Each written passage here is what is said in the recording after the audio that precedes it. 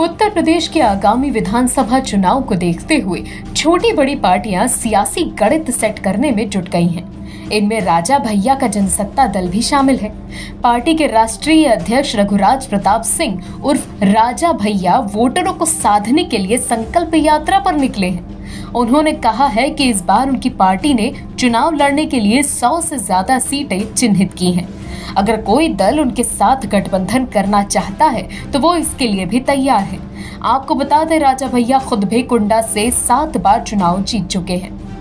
राजा भैया की जिंदगी में तमाम उतार चढ़ाव आए। एक इंटरव्यू में अपनी जिंदगी से जुड़े तमाम पहलुओं के बारे में उन्होंने विस्तार से बात की थी। इसी दौरान उन्होंने अपने गुरु के बारे में भी बताया था। राजा भैया से सवाल किया गया था, कोई ऐसी घटना जिससे आपके जीवन पर बहुत प्रभाव डाला हो। इसके जवाब में उन्होंने कहा था, कोई घटना तो नहीं है, लेकिन इकलौती संतान होने के बावजूद पिता माता जी ने बहुत अनुशासन में रखा। यहाँ मुल्क का उल्लेख करना चाहेंगे जिनका आशीर्वाद सदैव हमारे सर पर रहता है। राजा भैया आगे कहते हैं, हमारे ऊपर हमेशा गुरुजी पूज्य देवराहा बाबा का आशीर्वाद रहता है।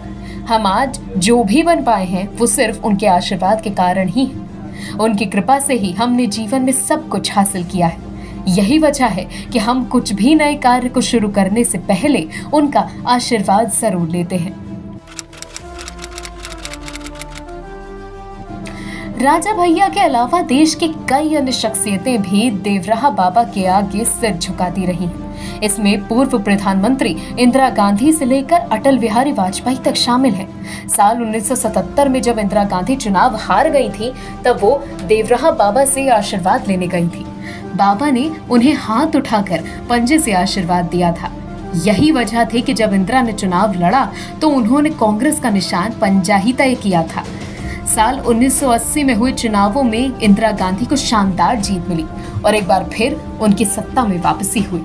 इसके अलावा कई अन्य मौकों पर भी इंदिरा गांधी को देवराहा बाबा के साथ देखा गया था। साल 1984 के चुनाव में भारतीय जनता पार्टी यानी कि बीजेपी की करारी हार हुई थी। उस समय बीजेपी के सबसे बड़े नेता अटल बिहारी वाजपेयी ही थे। स्वर्गीय मंत्री दुर्गा प्रसाद मिश्र के बेटे दीपक मिश्रा ने अटल जी से जुड़ा किस्सा एक इंटरव्यू में साझा किया था। दीपक ने बताया था, साल 1986 में अटल जी खोया हुआ जनसमर्थन हासिल करने के उद्देश्य से पूर्वांचल के दौरे पर निकले थे। वो इससे पहले भी देवरिया आते रहते थे और अक्सर देवराहा बाबा का आशीर्वाद लेते थे। उन दिनों भी वो यहाँ आए और देवराहा बाबा का आशीर्वाद लिया।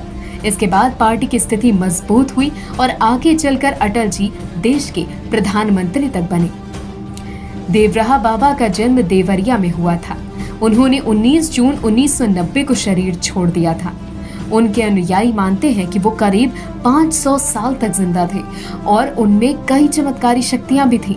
कहा जाता है कि देवराहा बाबा भी कभी किसी गाड़ी से सफर नहीं किया और उनके मचान पर कोई भी प्रसाद नहीं होने के बाद भी वो लोगों को अपने हाथ से प्रसाद दे दिया करते थे।